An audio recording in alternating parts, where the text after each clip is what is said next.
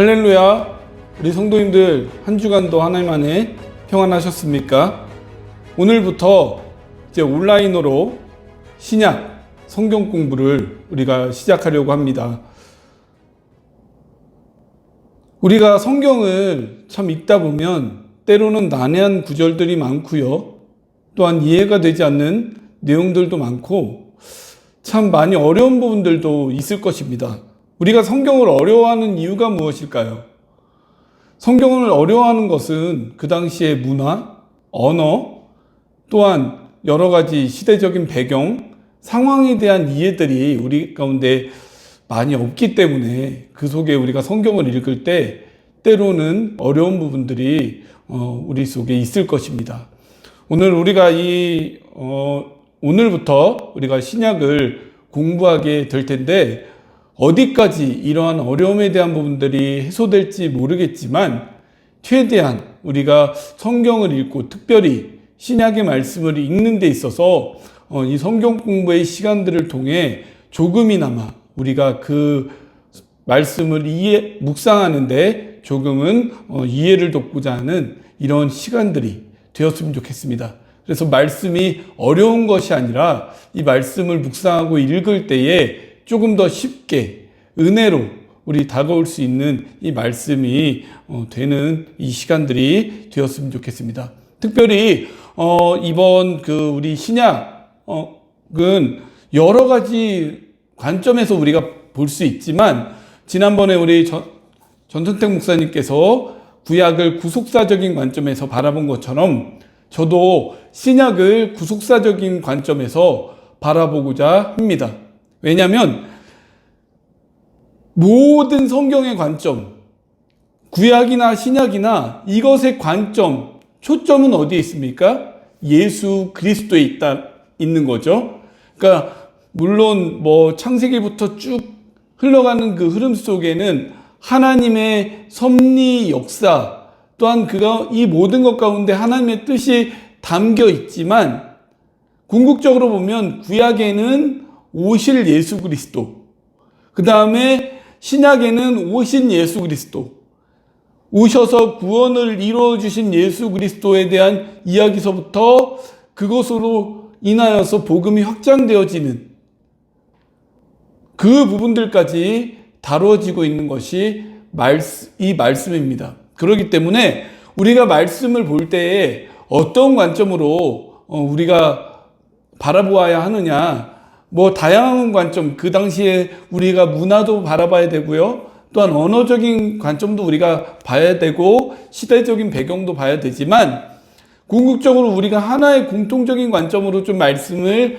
바라보아야 되는 것이 있다면 바로 그것은 구원의 관점, 예수 그리스도를 통한 그 구원, 또 이것이 궁극적인 하나님의 뜻과 목적에 있다라는 겁니다. 이런 관점에서 우리가 말씀을 바라보며 나가야 되는 것이고요. 그렇기 때문에 특별히 우리 신약을 이런 관점에서 우리가 한번 성경을 연구하며 또 공부하며 나가는 시간을 좀 가져보고자 합니다. 그래서 특별히 이 신약은요 구주 과정으로 하도록 하겠습니다. 그래서 오늘은 이제 신약의 구조를 한번 좀 살펴볼 것이고요. 그 다음부터 이제 사복음서, 그 다음에 바울서신도 그 13권으로 또한 나눠져 있습니다. 그래서 각 서신마다 이제 그것을 구속사적인 관점으로 볼 것이고요. 그 후에 공동서신이 있습니다. 그 히브리서부터 유다서까지 이제 공동서신이 있고요. 그 다음에 예언서가 있고요. 요한계시록이 있고요. 그러니까 이런 과정 챕터를 묶어서 우리가 이것을 구속사적인 관점으로 어떻게 바라보고 어떻게 해석하고 이 말씀 가운데 담겨져 있는 메시지와 내용이 무엇인가를 한번 좀 살펴보고자 합니다. 그래서 오늘은 그 첫 번째 시간으로 우리 신약의 구조를 한번 좀 살펴보겠습니다. 우리가 이거 주일학교 때부터 배웠던 거지만 성경은 총 몇 권으로 되어 있습니까? 66권으로 되어 있죠. 그 가운데도 구약은 39권, 신약은 27권입니다. 그래서 이런 총 27권으로 이루어진 이 신약 성경을 조금 더 세밀하게 우리가 들여다보면 복음서가 있고요. 그래서 사복음서라고 하죠. 마태, 마가, 누가, 요한 복음으로 구성된 이 사복음서, 복음서가 있고요. 그 다음에 역사서가 있습니다. 이 역사서는 사도행전을 역사서로 우리가 보고요. 그 다음에 서신서가 있습니다. 이 서신서는 이제 바울이 편지 형식으로 쓴 기록, 이 바울 서신이 있고요. 그 외에 이제 예수님의 제자들과 또한 형제들이 쓴 히브리서부터 유다서까지 이 공동서신, 이 서신들이 있습니다. 그래서 크게 나누면 바울 서신, 공동서신, 일반서신이라고 이렇게 불리는 서신들이 있습니다. 그래서 이 바울 서신은 로마서부터 빌레몬서까지 13권이고요. 그 다음에 히브리서부터 유다서까지 이것을 우리 이제 공동서신, 일반서신으로 부릅니다. 그 다음에 요한계시록을 우리 예언서로 부르고 있습니다. 그러면 이렇게 크게 복음서와 역사서와 서신서와 예언서 4가지의 분류로 우리가 본다라고 했을 때 복음서에 대한 내용은 어떤 내용이 담겨져 있느냐? 이 복음서의 내용의 중심엔 누가 있습니까? 예수 그리스도가 있어요. 그래서 예수 그리스도의 구원을 베푸신 예수 그리스도의 모습이 사역과 생애가 이 말씀 가운데 나타나 있죠.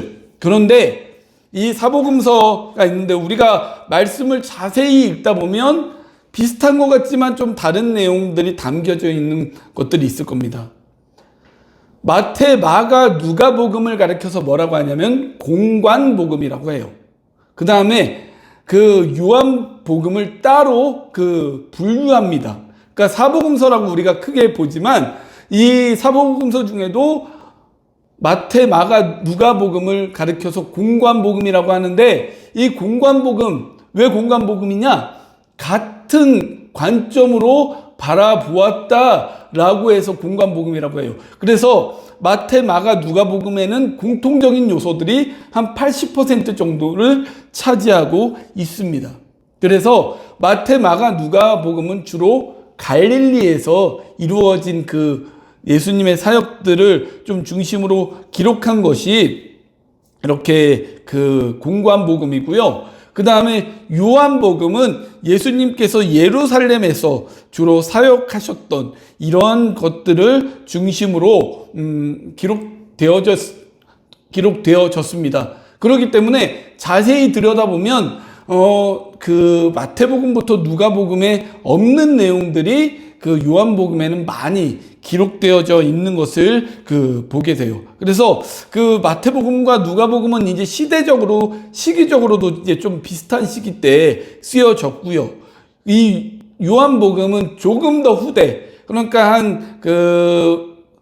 마가복음이 AD 66년, 마가복음, 누가복음이 AD 66년 정도에 지어지고 마태복음이 AD 한 70년 정도에 쓰여졌다라고 한다면 요한복음은 그것이 지난 한 20년 정도 후인 AD 90년 정도에 지어졌습니다. 그렇기 때문에 자신이 예수님과 함께 사역하면서 경험했던, 그러니까 마태, 마가, 누가복음에 기록되어져 있지 않는 그 내용들을 많이 이 가운데 다룬 것을 보게 됩니다. 이제 다음 주에 사복음서 할 때 이 내용들에 대한 부분들은 조금 더 구체적으로 우리가 공부하게 될 텐데, 특별히 우리가 이 안에서 조금 더 자세히 보아야 될 것은 뭐냐? 이 가운데 예수님이 우리가 2가지에 대한 부분들은 이 사복음서는 조금 더 중점으로 봐야 하는 것이 있다면, 첫 번째로 각 복음서마다 예수님이 어떻게 묘사가 되어졌는가에 대한 부분과, 두 번째, 이 말씀을 듣는 수신자, 청중이 누군가를 조금 더 살펴보아야 됩니다. 그랬을 때에 이 말씀이 이렇게 기록되어졌구나. 똑같은 비슷한 내용들인 것 같지만 조금은 차이가 있는 것에 대한 이유를 우리가 이해할 수 있을 것입니다. 그러면 우리가 이 사복음서에서 나타난 예수님에 대한 묘사, 마태복음은 예수님을 어떻게 묘사하고 있느냐? 왕으로 오신 그 예수님으로 묘사하고 있습니다. 그래서 말씀의 시작이 어떻게 시작합니까? 아브라함과 다윗의 자손 예수 그리스도의 세계라라고 하면서 예수님의 족보가 나타나 있어요. 그런데 누가복음에도 예수님의 족보가 있습니다. 누가복음 3장에 보면 예수님의 족보가 있어요.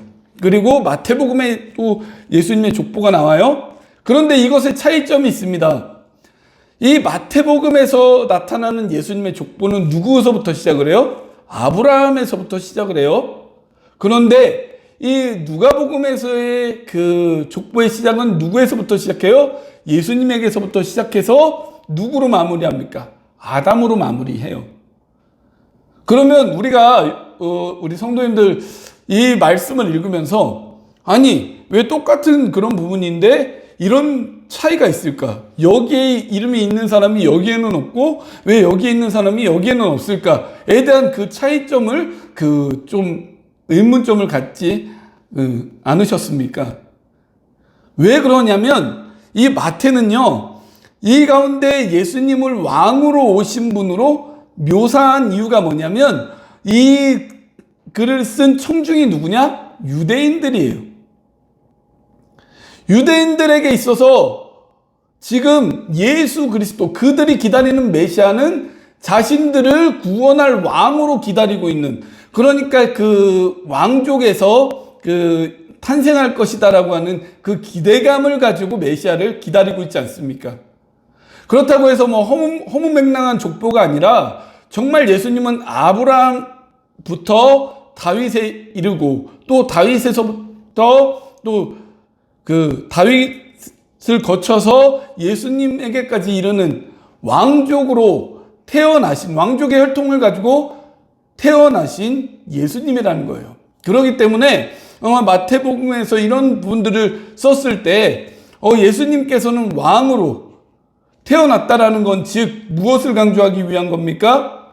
왕으로서 우리를 구원하러 오신 메시아다라는 것을 강조하기 위해서 이렇게 기록된 말씀이 바로 이 마태복음입니다. 그렇기 때문에 마태복음의 시작이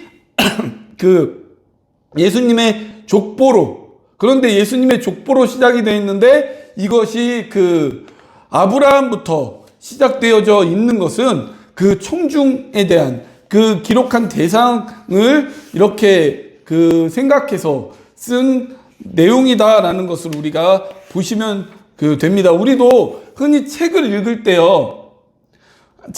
때는 아니면 어떤 관점을 바라볼 때 하나의 사건을 가지고 똑같은 관점으로 바라보지 않습니다. 왜요? 상황이, 그 사람이 바라보는 관점과 처해 있는 상황들이 다르고, 또한 만약에 이것을 글로 쓴다라고 했을 때 그 대상에 맞춰서 써야 되기 때문에 그 대상에 맞춰서 쓰다 보면 이 사건을 왜곡돼서 쓰는 게 아니라 그 사건들이 대상에 맞춰서 기록되다 보면 조금은 달라질 수 있다라는 겁니다. 그렇기 때문에 여기서 마태복음은요, 구약의 예언과 기대를 성취한 왕이신 메시아로서 예수님을 묘사하고 있습니다. 그렇기 때문에 특징이 마태복음에는 구약의 말씀을 인용하고 있는 그 말씀들이 굉장히 많이 나오고 있다라는 것을 우리가 보시면 되고요. 그 다음에 마가복음은 어떤 부분이 있습니까? 종으로서의 예수님입니다. 그러니까 이 종으로서의 예수님은 섬기시고 고통을 받으시기에 오신 예수님이라는 것을 우리가 보면 돼요. 이 대상자는 누구냐? 로마 사람들입니다. 그러니까 로마라고 하는 것은 그 당시에 이제 자신들을 지배하고 있는 지배 세력의 그 사람들에게 전하는 것이죠. 그렇기 때문에 예수님이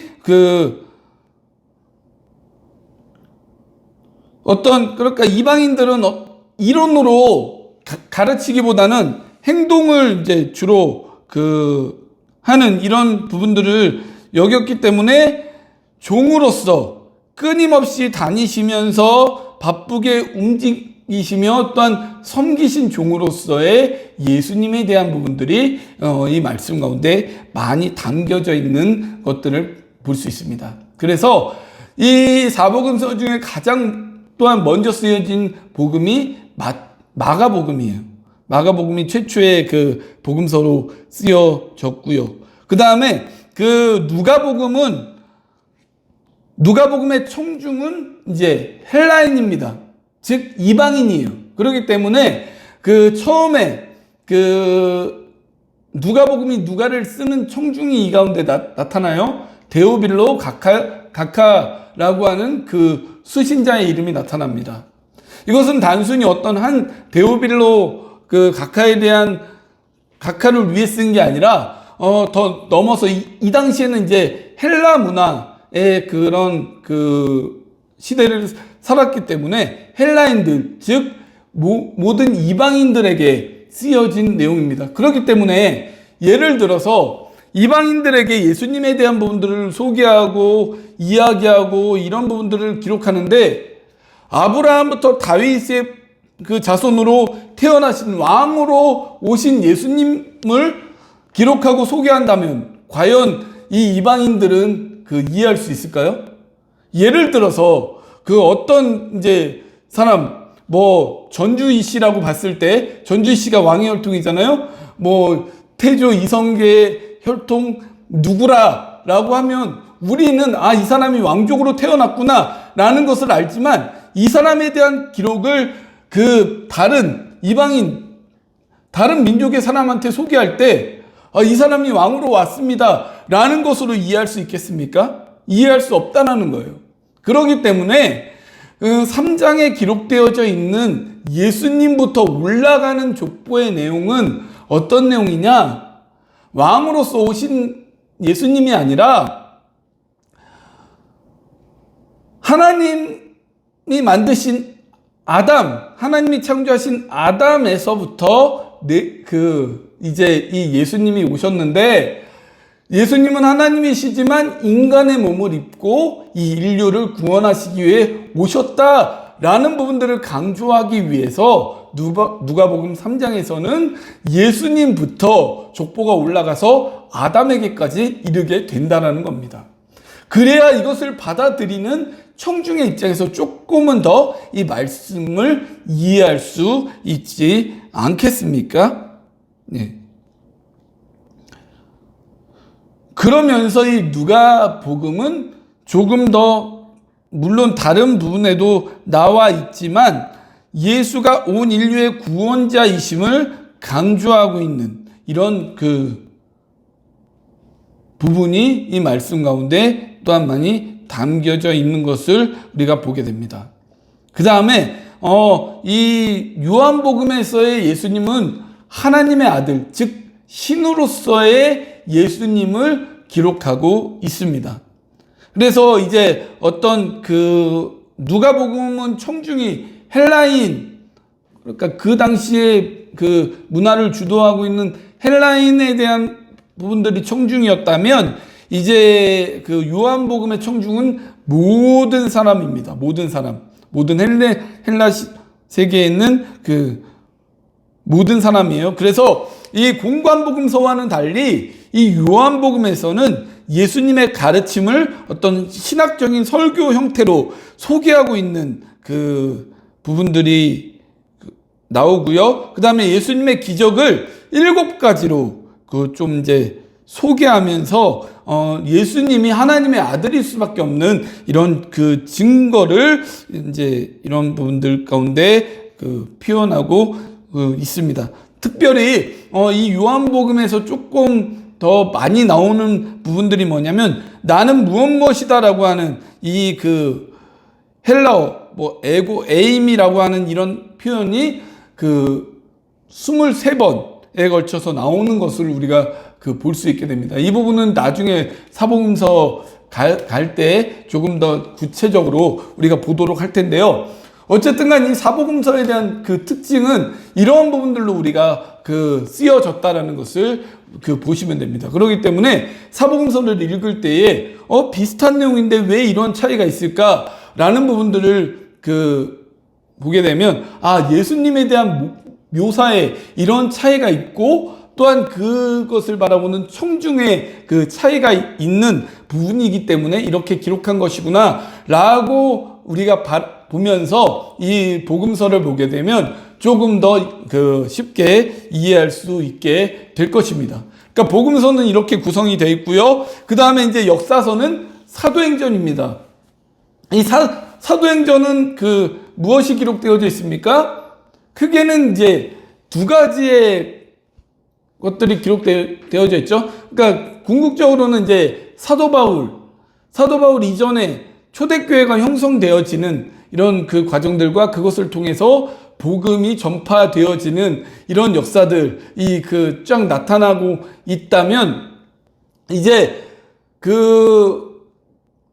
사도행전 9장을 기점으로 해서 사도 바울을 통해 어떤 역사가 일어나냐? 교회가 확장하는 역사가 이 가운데 일어나게 된다라는 거예요. 그러니까 교회 형성과 교회 확장이 이 사복음 역사서인 사도행전을 통해 나타나게 되는 것을 우리가 볼 수 있습니다. 그래서 이것은 전도 여행을 통해서 이제 1차, 2차, 3차에 걸친 사도 바울의 전도 여행을 통해서 교회가 각 지역적마다 확장이 되고요. 이것이 이제 넓게는 로마에까지 이 복음이 떨쳐나가는. 그래서 이 사도행전 1장 8절의 역사가 이루어지는 것이 사도행전을 통해 이루어진다는 것을 우리가 이 사도행전 말씀을 통해 볼 수 있습니다. 그러니까 예루살렘, 사마리아, 온 유대, 땅끝. 예루살렘은 뭐죠? 예수님이 탄생하시고 또한 그 가운데 사역을 이루신, 그러니까 그 속에 예수 그리스도의 구원의 역사, 그러니까 이 복된 소식과 복음의 역사가 이루어진 곳이라면 사마리아는 뭡니까?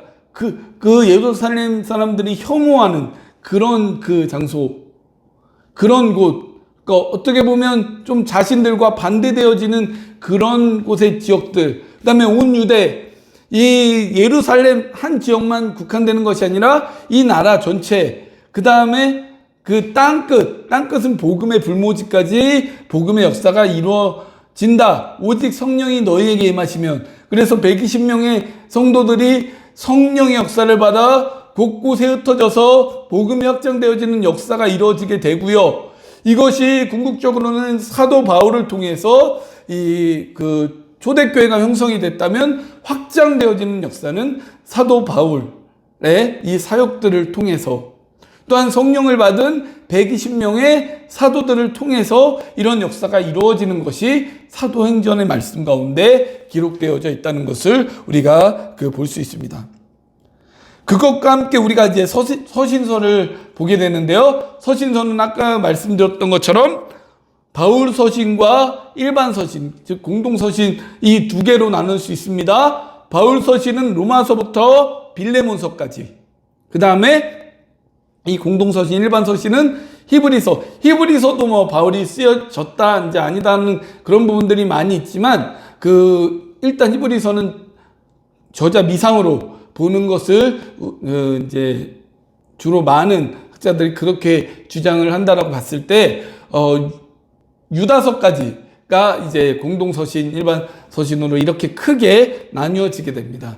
그러니까 이 바울 서신 중에서도 목회서신, 옥중서신, 이제 일반 교회들에게 보낸 일반 서신에 대한 세 가지가 있는데, 이것은 나중에 바울 서신을 우리가 들어갈 때 조금 더 구체적으로 보도록 할 거고요. 그래서 이 서신서와 사도행전은 좀 일관된 부분들이 있다라고 보시면 돼요. 왜 그러냐면 이 사도행전을 기록하면서 전도 여행을 하고 또한 사도 바울이 교회를 세우고 그러면서 중간중간에 편지를 쓰고 기록한 내용들이 어디에 있느냐? 바로 이 사도 바울이 쓴 로마서부터 빌레몬서의 내용에까지 이것들이 다 담겨져 있다라는 거예요.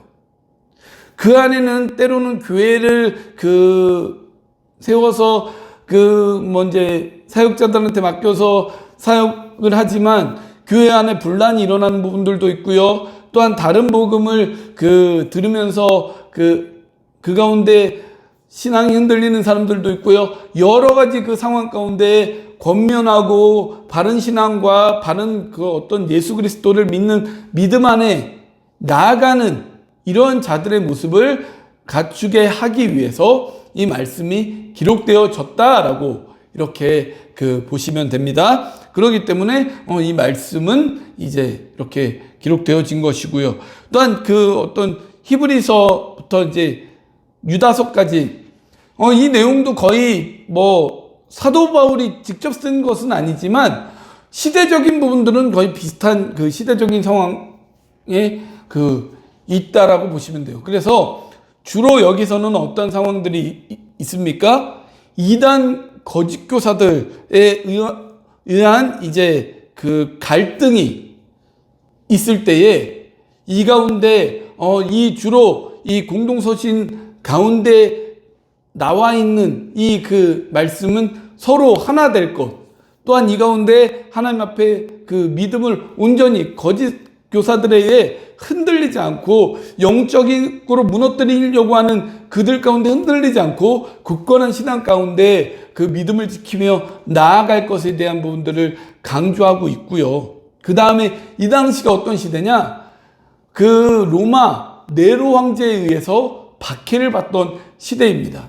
그렇기 때문에 더 믿음을 굳건히 세우게 하기 위해서 이제 예수님의 사도들과 그 다음에 또 예수님의 형제에 의해서 이렇게 기록되어져 있는 말씀이라는 거죠. 특별히 야고보서는 행함이 없는 믿음은 죽은 것이라는 부분들이 많이 있잖아요.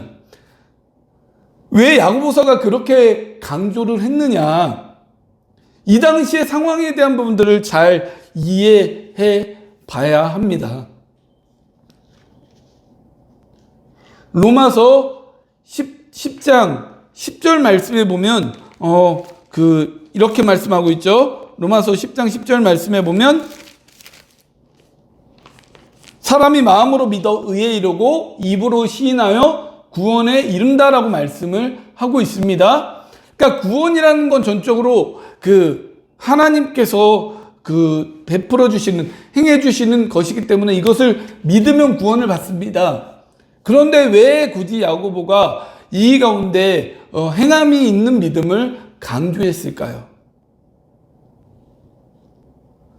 이것은 이 말씀과도 조금 연관이 있는데 박해를 받고 핍박을 받던 이런 시대였기 때문에 입술로 내가 하나님을 믿습니다, 예수가 그리스도입니다라고 증거하는 것은 곧 무엇과도 같은 거예요? 자신의 목숨을 거는 것과도 같은 이런 시기였다라는 겁니다. 그러니까 단순히 마음으로 믿는, 물론 내가 구원받았고 하나님의 자녀가 되었고 예수님이 나의 구원자십니다라는 마음의 확신을 가지고 생활하는 것도 있지만 당당히 세상에 나아가서 예수가 구원자 되심을 내가 외치고 선포함과 동시에 삶에 대한 부분들 속에 여러 가지 핍박과 박해로 인해서 타협하고 적당히 그 가운데 살아가는 것이 아니라 굴복하지 않는 신앙의 걸음을 걸어가는 것이 진정한 구원받은 자가 나아가야 할 자세이며 모습이라는 이러한 부분들이 이 야고보서의 행함이 있는 구원, 이런 요소들 가운데 강조가 되어져 있다라는 거예요. 즉, 이 공동서신, 물론 바울 서신이 지어진 이 기록된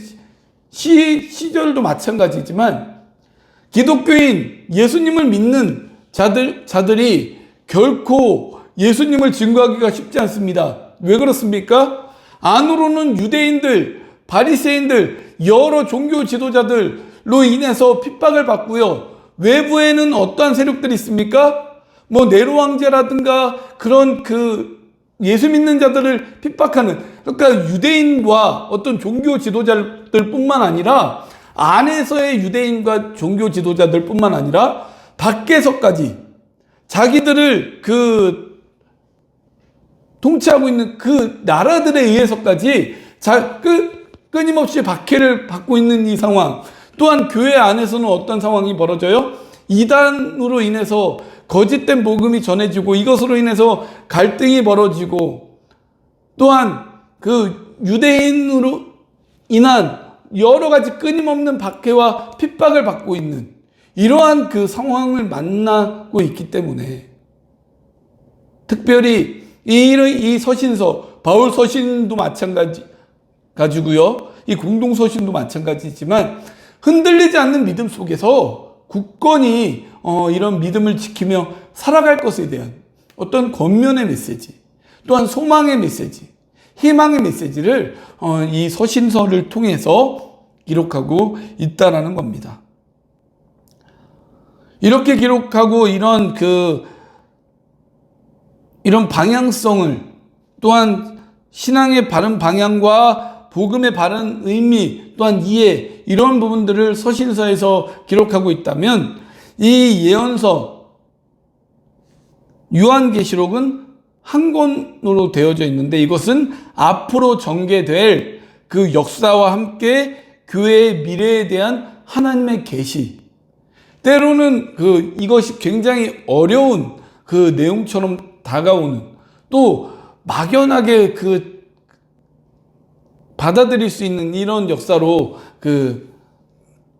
이해되지만, 이 속에서 다니엘서처럼, 다니엘서의 말씀을 통한 어떤 신구약의 중간기와 또한 이런 신약의 역사들, 이런 부분들이 또 다니엘서 안에서 그런 부분들이 예언으로 또 이루어졌다면, 이제 요한계시록은 앞으로 일어날 미래에 대한 하나님의 계시, 그 다음에 전개될 역사가 이 요한계시록의 말씀 가운데 담겨져 있다라는 것으로 우리가 이해하면서 말씀을 이렇게 하나하나 바라보아야 할 것입니다. 오늘은 특별히 이 신약의 말씀 속에서 우리가 구속사적으로 하나하나 바라보기 전에 신약의 구조를 먼저 살펴보았습니다. 어떻게 보면 우리는 너무 말씀의 홍수 가운데, 말씀을 쉽게 접할 수 있는 이 시대적인 상황 가운데 살아가고 있는 부분들이지 않습니까? 그런데 우리가 이 말씀을 통해서 쉽게 접하다 보니까 이 말씀을 우리가 정말 새기고 이 말씀대로 살아가야 되는데, 그것이 아니라 그냥 너무 우리는 말씀이 이해가 되지 않는 또 부분들도 있고 하기 때문에 가볍게 여기며 넘어가는 부분들이 있게 되는데요. 우리가 세밀하게 구속사적인 예수님의 구원의 관점에서 말씀을 바라보며 나아감을 통해서 무엇보다 우리 성도님들에게 좀 말씀을 가까이 하고 성경을 읽으며 나아가는데 조금은 유익하고 도움이 되는 이 시간이 되었으면 좋겠습니다. 오늘 이것으로 우리가 이제 신약의 구조를 마치겠고요. 혹시 질문사항이나 궁금한 부분들이 있으면 제 연락처, 제 문자나 카톡으로 보내주시면 제가 그 부분을 답변해 드리든지, 아니면 다음에 영상을 촬영할 때 질문한 부분들에 대해서는 제가 답변을 해드리도록 하겠습니다. 다음 주는 이제 사복음서를 우리가 공부하겠습니다. 사복음서는 아까 말씀드렸다시피 마태, 마가, 누가, 요한복음으로 구성된 이 네 개의 복음입니다. 우리 다음 주에 사복음서를 공부하기에 앞서서 좀 우리 읽을 수 있는 데까지 마태복음부터 요한복음을 한번 좀 쭉 묵상해 보시고 한번 읽어 보시고, 그 다음에 이 성경 공부에 참여를 하시게 되면 조금이나마 우리가 이 말씀을 이해하는데 도움이 되실 것입니다. 이것으로 오늘 이 온라인 성경 공부 제1강 신약의 구조, 이 시간은 마치고요. 다음 주 우리 그 사복음서로 다시 만나 뵙도록 하겠습니다. 기도하고 우리 오늘 성경 공부 1강을 마치도록 하겠습니다. 하나님 감사합니다. 오늘부터 시작된 우리 이 신약 성경 공부 이 시간들을 통해서 우리가 하나님의 말씀을 더욱더 이해하고 우리가 이 말씀을 접하는데 하나님 이 말씀이 더욱더 가깝게 다가올 수 있도록 이 시간들이 우리 가운데 유익함을 얻는 시간들이 되게 하여 주시고 또한 이 말씀을 통해서 하나님의 뜻과 하나님의 목적과 그 하나님의 메시지를 발견하는 이 시간들이 되어지기를 소원합니다. 정말 하나님 우리가 한 시간 한 시간 이제 이것을 공부하며 또한 진행하며 나아갈 때에 하나하나 알아가는 이런 모습들 속에서 우리의 지식만 넓혀져 가는 것이 아니라 하나님을 향한 열망과 하나님을 향한 믿음이 더욱더 커져가는 이 시간들이 될 수 있도록 인도하여 주옵소서. 하나님의 귀한 은혜 감사함을 드리며 다음 우리가 함께할 그 시간까지도 우리를 지켜주시고 함께하여 주시기를 소원하오며 이 모든 말씀 우리를 구원하여 주신 예수님의 이름으로 기도하옵나이다. 아멘.